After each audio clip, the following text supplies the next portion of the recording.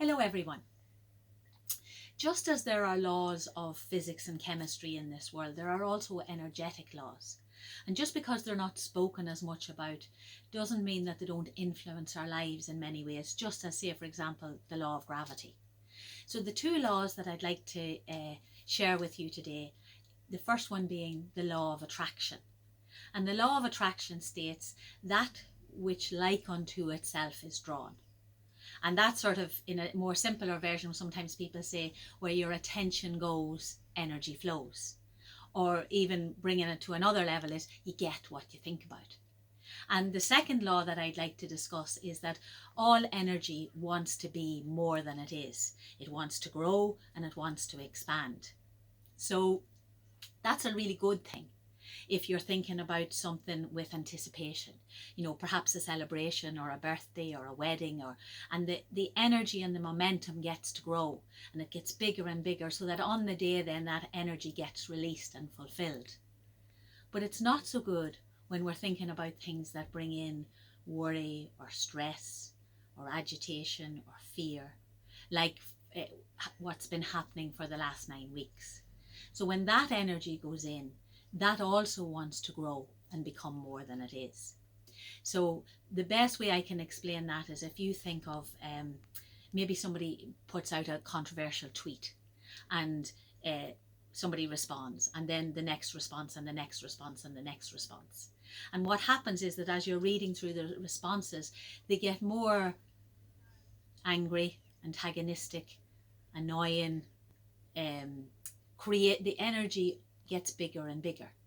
And sometimes we can notice that ourselves when we're maybe having an argument or a disagreement, and we start off with some level of awareness, but then we find that we get deeper into the argument and we say things that we didn't mean to say, and after it's over you're going, well, how did that happen? Why did I say that? I don't even believe that.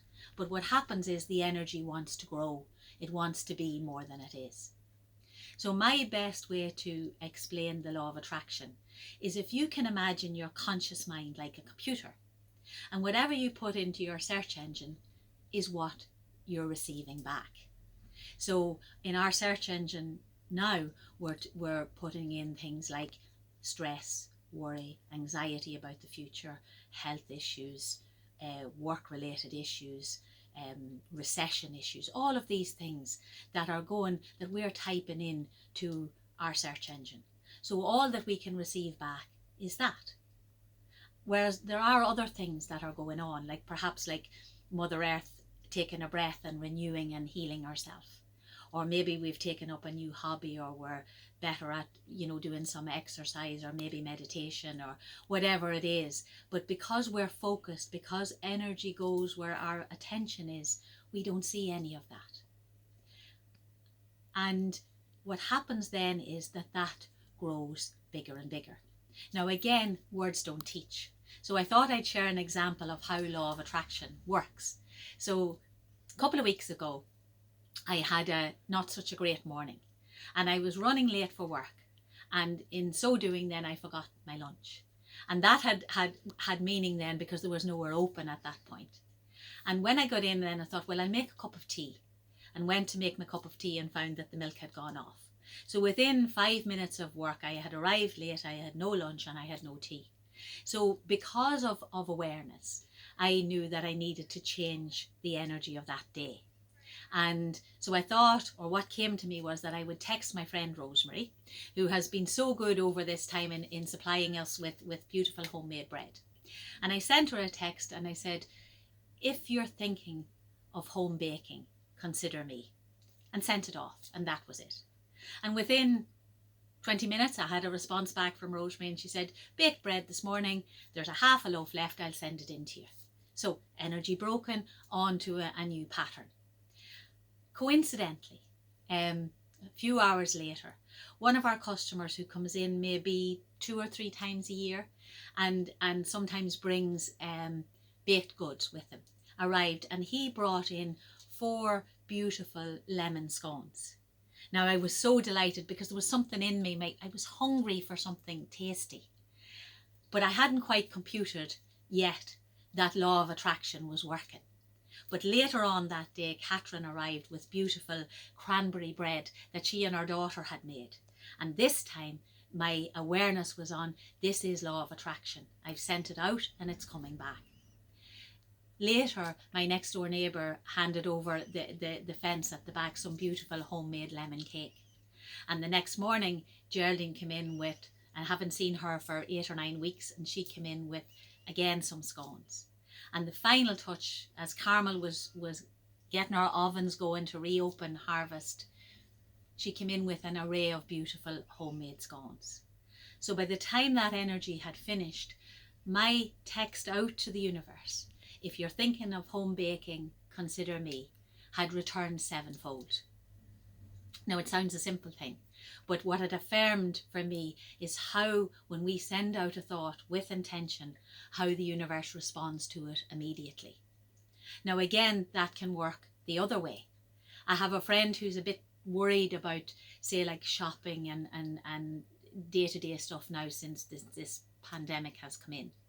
So he had managed to get round the supermarket and was just at the checkout, and his food was going along the conveyor belt when the cashier suddenly got an attack of coughing and coughed all over his food.